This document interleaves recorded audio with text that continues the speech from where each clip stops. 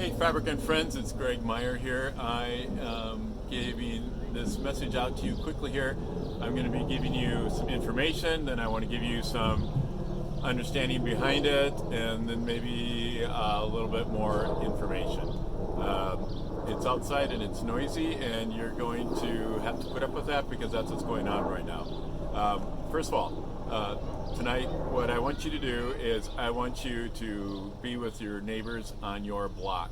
I want you to get people together and make sure that you have ways of contacting each other and that you are able to keep your block safe.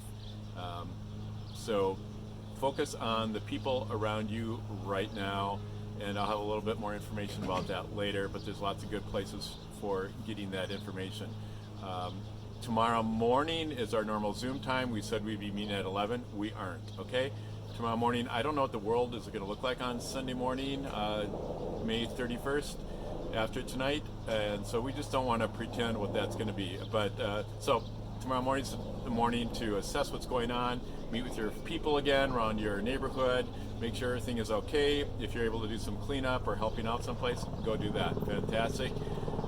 Then we will meet as a community on Zoom at 8 o'clock tomorrow night. That's Sunday evening, 8 o'clock Central Time on Zoom at that regular link, but you can find that on our Facebook or on our website or emails that come out to you.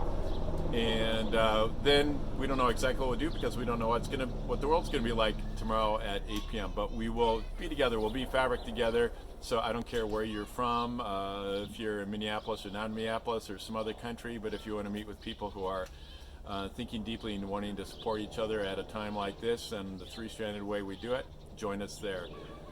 That's kind of the big news, and we'll be playing it from there. What's this all about? We really care about our neighbors of all races and nationalities and languages, immigrant and people raised here.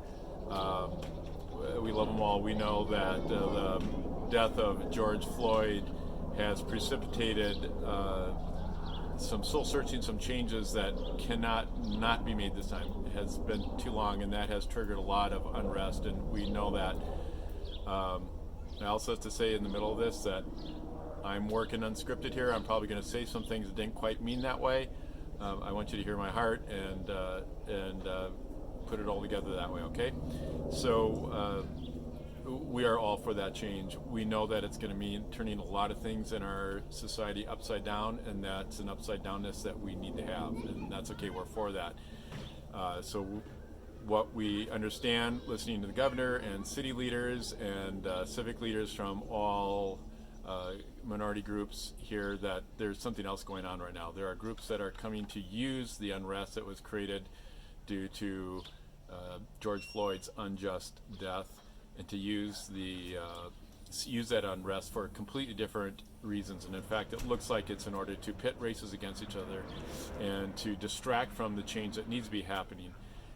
We also know that some of the people that are most deserving some racial equity at this time are the people that are being hurt the most by the kind of unrest and damage that is being done right now.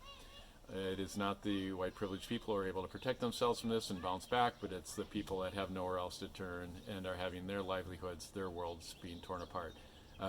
So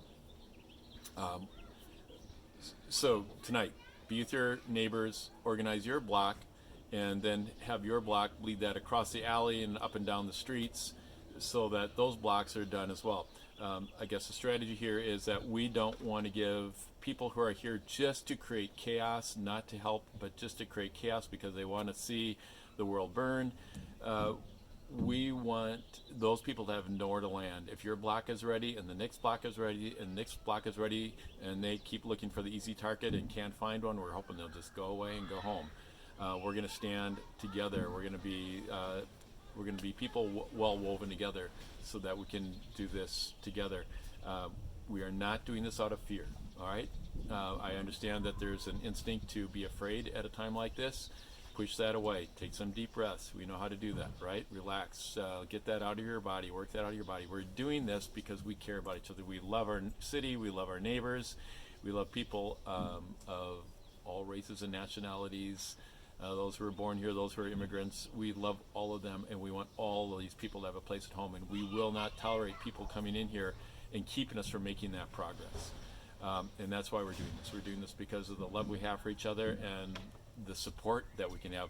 I'm going to be putting in a few clips from the Powderhorn experience this morning. Probably, I don't know, must have been 1,000 people gathered at Powderhorn Park this morning. I also know they were at Longfellow. There are some other groups meeting yet tonight, learning how they can do this block by block strategy to keep us all safe and be able to keep the right agendas moving forward. And that's inspiring. Those people were amazing and just self-organized, and this is stuff that we can do. So see those people, know what's happening. So tonight, spend time with your neighbors, be safe all night long, observe the curfew, all right? People who are here just to make trouble, they're using the honest protesters and demonstrators as shields so that they have a place to hide, and they're trying to force security people to use unnecessary force so that will become more divisiveness. Don't let yourself be used that way, okay? So at curfew, go home, be home by curfew, and encourage others to do the same thing so the security forces can do their job and make sure the people that shouldn't be out aren't able to be out and can be identified. Yeah, support, love each other, just be in check with each other, be in contact with each other, let people know what's going on and how you're doing, and we will attach on Facebook and on our own email a list of things that you might want to prepare on your block, so that you are prepared for anything that might be happening there, and you can make sure that problems can't get out of control there. It's just basic things that you can do real easily, and people can certainly chime in and add more things that you're learning from your own blocks. One of the things that I told the people on my block and the blocks around us that were organizing for this is that I hope in a couple of weeks we're able to get back together and just laugh at ourselves for all the unnecessary precautions we took.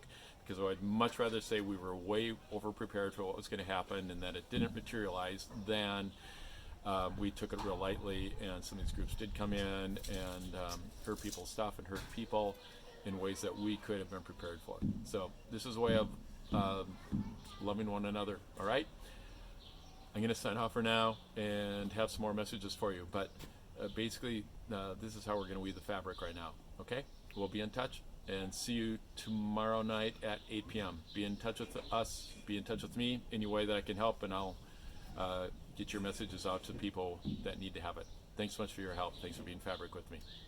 'Tis the ancestors' breath in the voice of the water.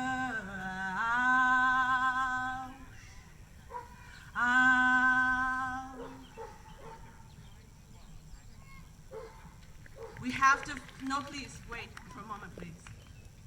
Through whatever we do tonight and in the future, we cannot lose track of how and why we got here, what the sparks were. And we will not move forward with any anti-blackness. We will not. This is a testing time for us. We should be proud that we have a mayor and a governor who, up until this point, put lives over property. Now we get to have the opportunity to do what we said we wanted, right? We said we wanted to be community solutions. We don't have time to wait. We gonna go find it, and we're gonna do it now.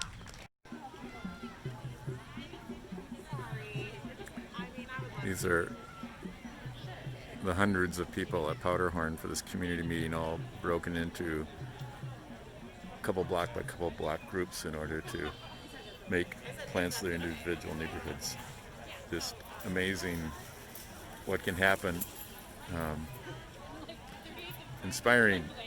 It's what we can do together. I carry my people in my bones.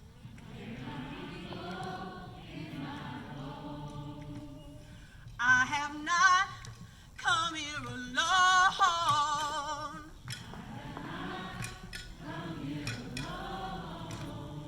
And if you listen, you can hear them in my soul. That's it. I have not come here alone.